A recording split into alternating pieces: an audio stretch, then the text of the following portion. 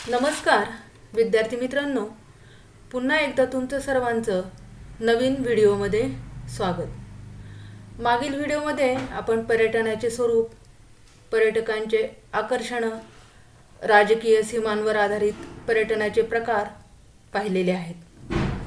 आता आपण या पाठाचा नंतरचा भाग बघणार आहोत। पण त्या अगोदर माहिती आहे का तुम्हाला या सदराखाली पर्यटनासाठी GPS याबद्दल माहिती दिलेली आहे, ती आपण वाचूयात। GPS ही यंत्रणा मला वाटतं सर्वांच्या माहितीची परिचयाची आहे, कारण आधुनिक भ्रमणध्वनी त्यालाच आपण स्मार्टफोन, मोबाईल म्हणतो, त्यामध्ये उपलब्ध आहे। मग पर्यटनासाठी GPS याबद्दलची माहिती आपण आता वाचणार आहोत। आधुनिक भ्रमणध्वनींमध्ये किंवा मोबाईल फोनमध्ये उपलब्ध असलेली GPS यंत्रणा किंवा GPS उपकरणाचा वापर पर्यटनासाठी मोठ्या प्रमाणावर केला जातो हे आपल्याला माहिती आहे। हे तुम्ही कदाचित वापरलं सुद्धा असेल। यासाठी गुगल मॅप सारख्या ॲप्सचा उपयोग केला जातो। या यंत्रणेतील नकाशामुळे आपण नेमके कोठे आहोत हे आपल्याला कळतं। आपणास कोठे जायचे आहे हे ठरवल्यानंतर त्या ठिकाणी पोहोचण्याकरता विविध पर्यायी रस्ते कसे आहेत, अंतर किती आहे, वाहनाच्या प्रकारानुसार लागणारा वेळ किती आहे, वाटेत कोणकोणत्या सुविधा आहेत, उदाहरणार्थ पेट्रोल पंप, उपाहारगृह म्हणजेच हॉटेल्स, निवास व्यवस्था म्हणजेच लॉजिंग इत्यादीची माहिती आपल्याला अगोदरच मिळते आणि त्याचा पर्यटनासाठी आपल्याला उपयोग होतो। त्यामुळे आपला वेळ सुद्धा वाचत असतो। ठीक आहे। त्याच्यानंतरचा जो भाग बघणार आहोत ह्याच्यामध्ये आहे की जरा डोके चालवा। यामध्ये काय दिलेले आहे पहा। पर्यटन विकासासाठी काही आवश्यक मुद्दे दिलेले आहेत आणि त्या मुद्द्यांमध्ये काही मुद्दे अयोग्य आहेत आणि काही मुद्दे योग्य आहेत। पण जे मुद्दे अयोग्य आहेत ते तुम्हाला दुरुस्त करून लिहायचे आहेत। ते आपण त्या मुद्द्यांचं आता वाचन करणार आहोत आणि ते मुद्दे अयोग्य का आहेत ते आपल्याला सकारण किंवा स्पष्ट करून सांगायचं आहे। त्याच्यामध्ये पहिला मुद्दा आपल्याला सांगता येईल की पर्यटन विकासासाठी देशातील लोकांचे उत्पन्न जास्त असले पाहिजेत।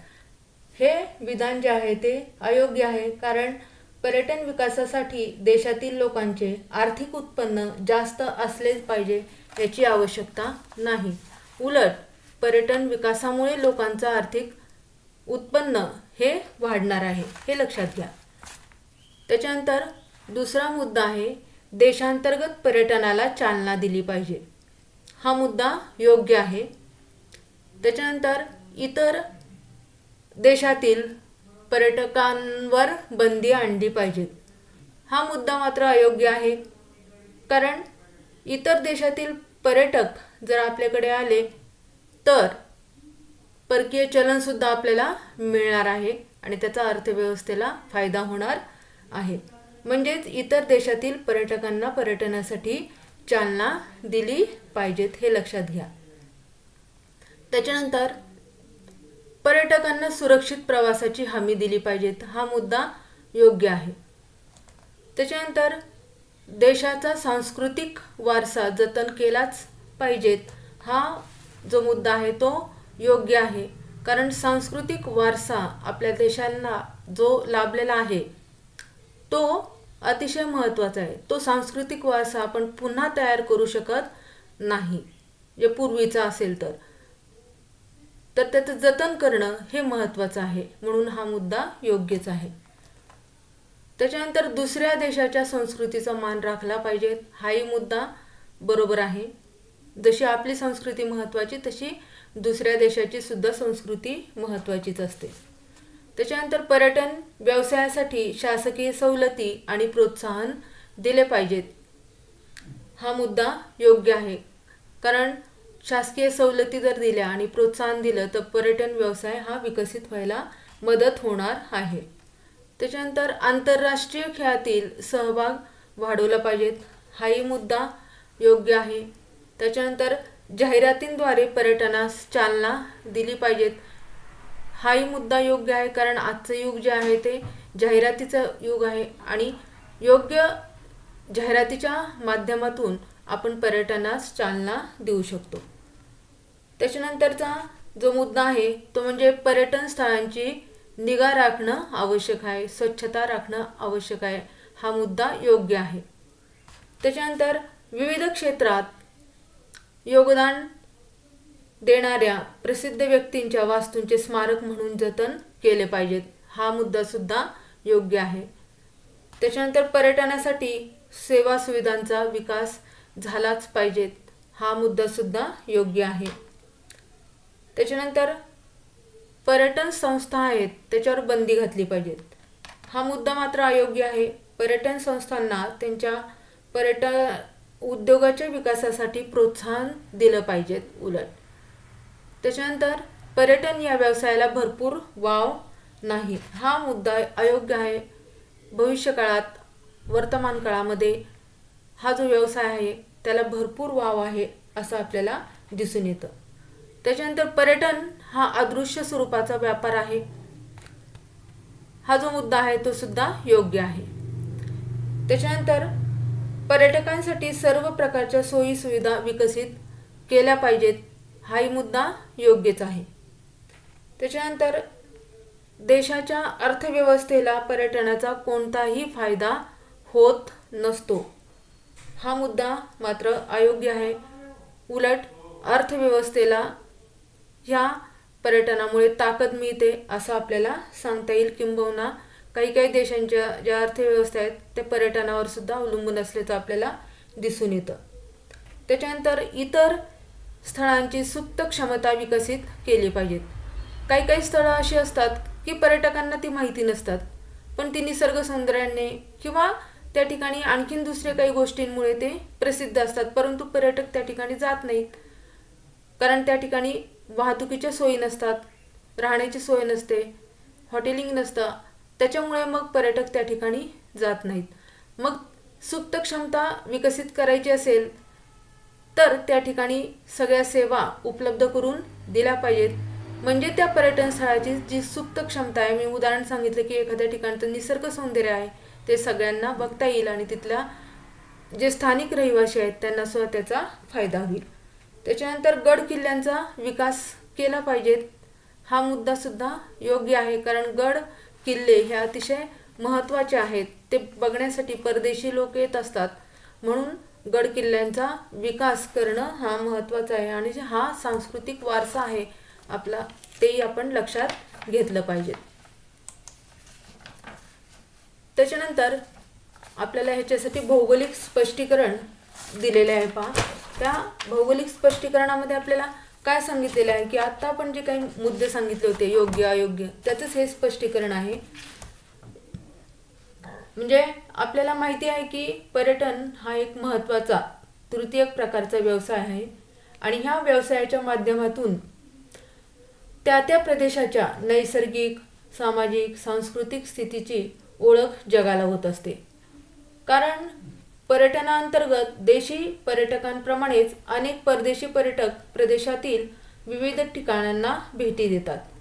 त्यामुळे होतं काय तर देशाच्या अर्थव्यवस्थेत परकीय चलनाची भर पडते, म्हणजेच परकीय पैसा आपल्याला मिळतो.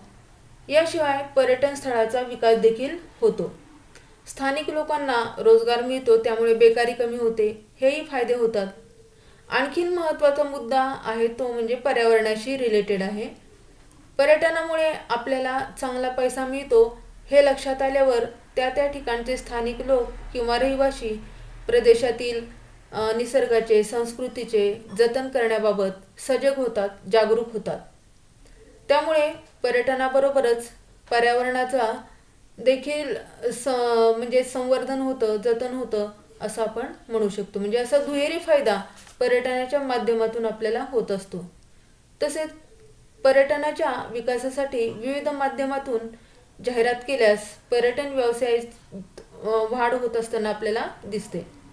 आता सांगा पाहू या सदराखाली आपल्याला काही 2 प्रश्न विचारलेले आहेत. आता ते प्रश्नांची उत्तरं आपण समजून घेणार आहोत. पहिला जो प्रश्न आहे तो म्हणजे पर्यटनाचे कोणकोणते प्रकार नव्याने उदयास आलेले आहेत किंवा निर्माण झालेले आहेत. मग पहिला जो प्रकार आहे तो आरोग्यविषयक किंवा वैद्यकीय पर्यटन, क्रीडा पर्यटन, पर्यावरण स्नेही पर्यटन, कृषी पर्यटन, चित्रपट पर्यटन अशा प्रकारचे जे प्रकार आहेत पर्यटनाचे नव्याने उदयास आलेले आहेत आणि ह्याची माहिती आपण आता पाहणार आहोत नंतरच्या भागामध्ये. आता नवीन पर्यटन प्रकार आता मी सांगितले ते सुरू होण्याची कुठली कुठली कारणे आहेत ते आपण बघूयात. आरोग्य सुविधा व आरोग्यविषयक जागरूकता यामध्ये वाढ झालेली आपल्याला दिसून येते. त्याच्यामुळे आरोग्यविषयक किंवा वैद्यकीय पर्यटन सुरू झालेले आहे. त्यानंतर क्रीडा क्षेत्राविषयी वाढलेली जागरूकता, समुद्र क्रीडा प्रकारांची वाढती प्रसिद्धी यामुळे क्रीडा पर्यटनाची निर्मिती झाली. त्यानंतर पर्यावरणाचा समतोल टिकून राहावा व त्याचं महत्त्व कळावं या जाणीवेतून पर्यावरण स्नेही पर्यटन सुरू झालेलं आहे. त्याच्यानंतर वाढत्या शहरीकरणातून विरंगुळा मिळावा, करमणूक व्हावी, तसेच ग्रामीण जीवनाशी ओळख व्हावी या कारणामुळं कृषी पर्यटन सुरू झालेलं आहे. तर प्रसार माध्यमांच्या वाढत्या प्रभावामुळे चित्रपट पर्यटनसुद्धा सुरू झाल्याचं आपल्याला दिसून येतं.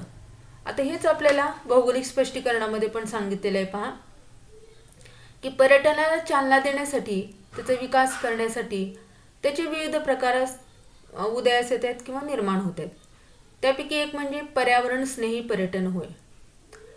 आता वाढती लोकसंख्या, त्याच्यानंतर वाढतं औद्योगिकरण, त्याच्यामुळे होणारं प्रदूषण, वाढत्या लोकसंख्येमुळे होणारं नागरीकरण, त्यामुळे पर्यावरणाचा ऱ्हास होते हे आपल्याला माहिती आहे.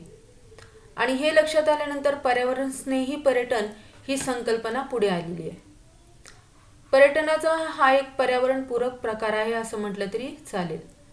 पर्यटन करताना पर्यटकांकडून पर्यावरणाला हानी पोहोचणार नाही, पर्यावरणाचा ऱ्हास होणार नाही याची काळजी घेतली जाते.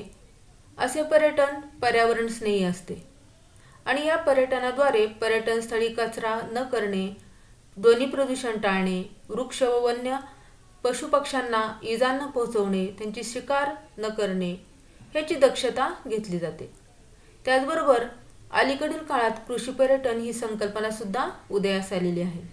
शहरापासून दूर प्रदूषणमुक्त अशा ठिकाणी शेती संबंधित क्रियांची सांगड घालून कृषी जीवनाचे दर्शन घडवलं जातं आणि हे पाहण्यासाठी पर्यटकांना आकर्षित केलं जातं.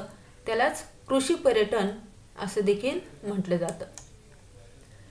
शहरी जीवनशैलीत बदल म्हणून लोकांनी शेतात जाऊन राहणं, शेतकऱ्यांकडून सशुल्क म्हणजे शेतकऱ्यांना पैसे देऊन त्यांचा पाहुणचार स्वीकारणं याचा कृषी पर्यटनामध्ये समावेश होतो आणि शेतकऱ्याला पैसा त्याच्यातून मिळत असतो.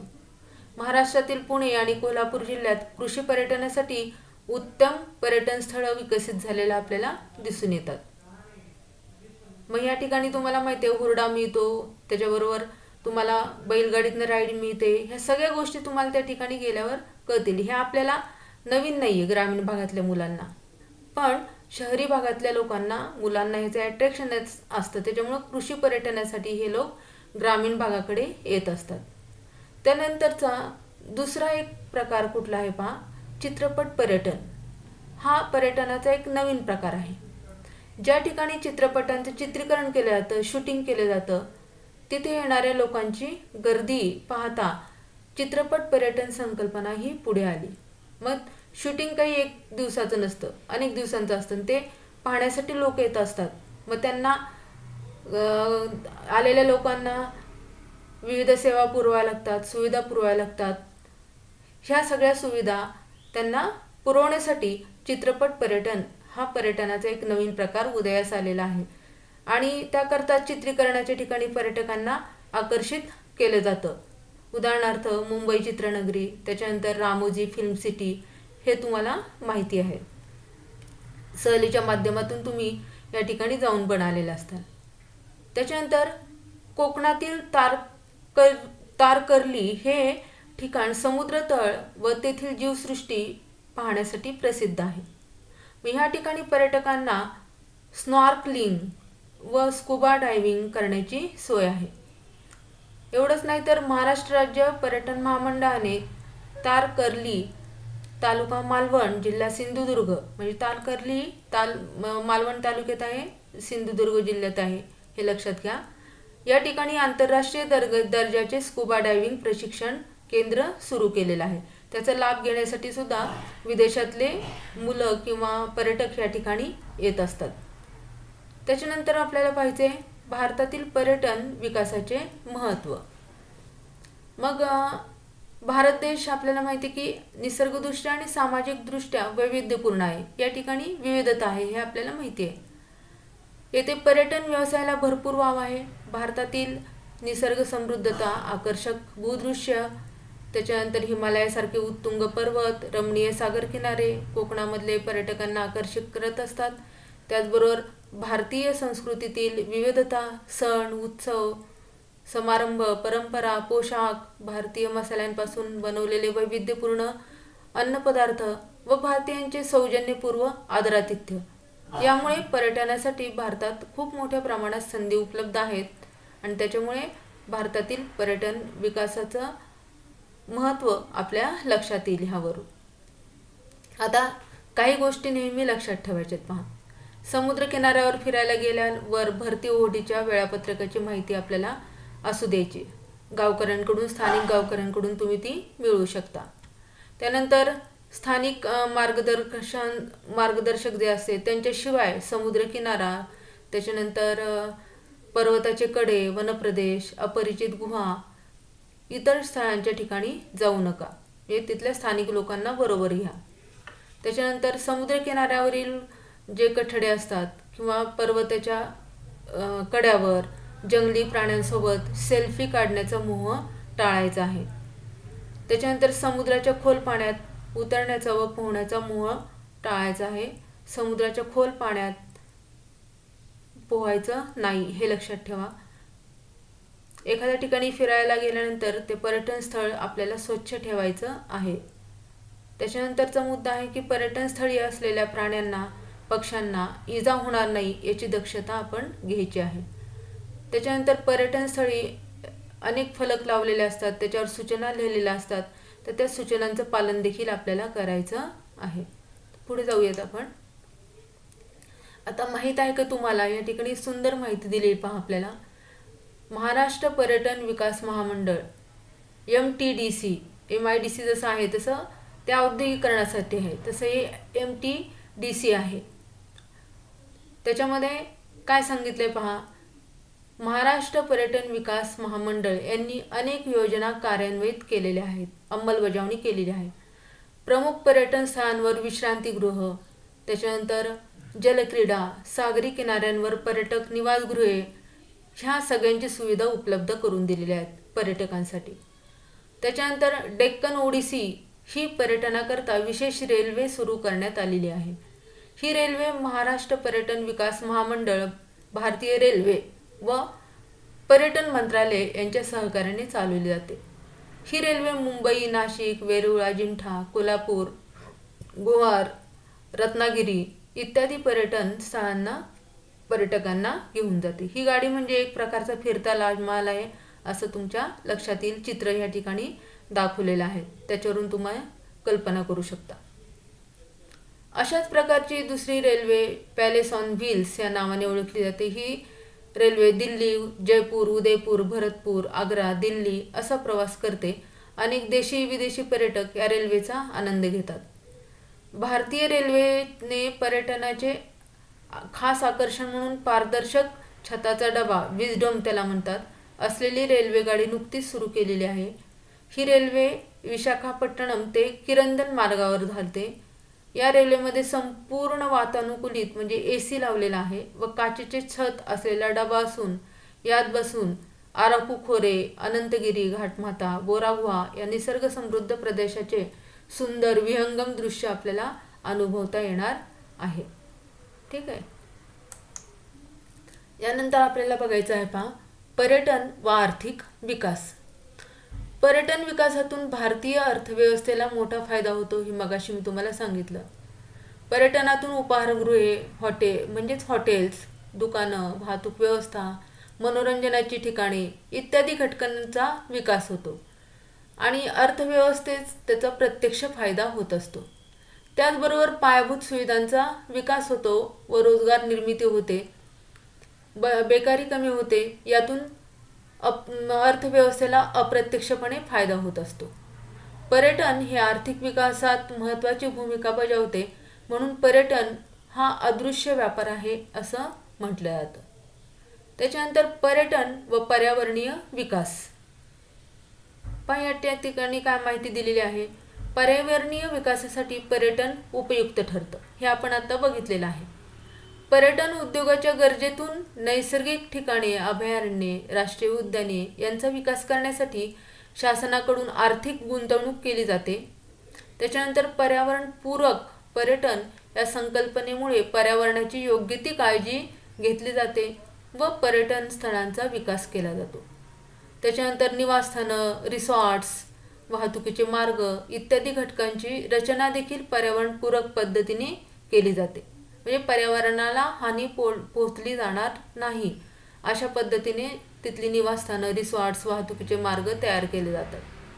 म्हणजे या विकासात वीज, पाणी यांचा काळजीपूर्वक वापर केला जातो. पुनर्वापर संकल्पना देखील वापरली जाते, म्हणजे पाण्याचा पुनर्वापर केला जातो. त्याच्यानंतर पर्यावरणाची नैसर्गिक स्थिती राखून त्या ठिकाणी पर्यटन विकसित केले जाते. म्हणजे ह्याबद्दलची माहिती आपण आता बघितलेली आहे. पर्यटन व आर्थिक व पर्यावरणीय विकास ह्याची माहिती आता आपण पाहिली आहे. त्याच्यानंतर आपल्याला बघायचं आहे की पर्यटन व आरोग्य. भारतामध्ये काही पर्यटन हे आरोग्य सुविधा घेण्यासाठी येतात. येथील पर्यटन स्थळांना भेटी देण्याबरोबर भारतीय आयुर्वेद, योगशास्त्र, प्राणायाम यातून शारीरिक सुदृढता व मनःशांती मिळावी हा यामागील हेतू असतो.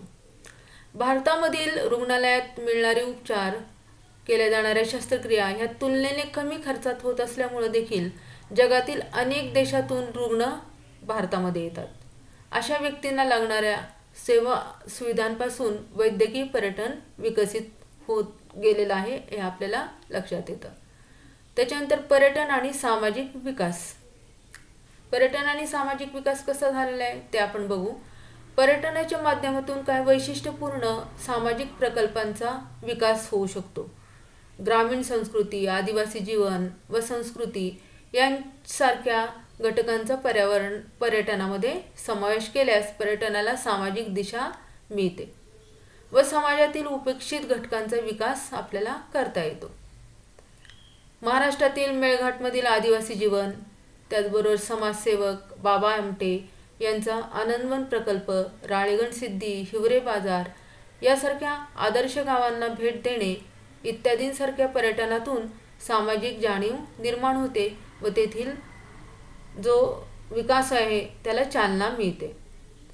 आता मगाशी मी तुम्हाला सांगितल्याप्रमाणे की भारतात अशा प्रकारच्या पर्यटनाला मोठा वाव असून भविष्य काळात भारतीय अर्थव्यवस्थेत पर्यटन हा एक महत्त्वपूर्ण घटक ठरू शकेल हे लक्षात ठेवा. त्याच्यानंतर जरा विचार करा, या ठिकाणी तुम्हाला काय सांगितले करायला पहा. आपण पर्यटनाचे विविध प्रकार पाहिलेले आहेत. असा विचार करा की आपल्याला अंतराळात पर्यटनासाठी जाता येईल का, त्यासाठी आपल्याला काय करावे लागेल, कुठे कुठे जाता येईल त्याबाबत तुम्हाला कल्पना, चित्र, मजकूर असं तुम्हाला मांडता येईल. अतिशय छान उपक्रम आहे, त्याविषयी तुम्ही विचार करू शकता, कल्पना करू शकता आणि त्याविषयीची माहिती तुम्ही लिहू शकता. इंटरनेटचा सुद्धा वापर या ठिकाणी तुम्ही करू शकता माहिती मिळवण्यासाठी. Okay, thank you. मला वाटतं हा पाठ तुम्हाला व्यवस्थित समजला असेल. पाठाखालील जे काही प्रश्न उत्तरे आहेत ते प्रश्न उत्तरे तुम्ही सोडवायचे आहेत. Okay, thank you.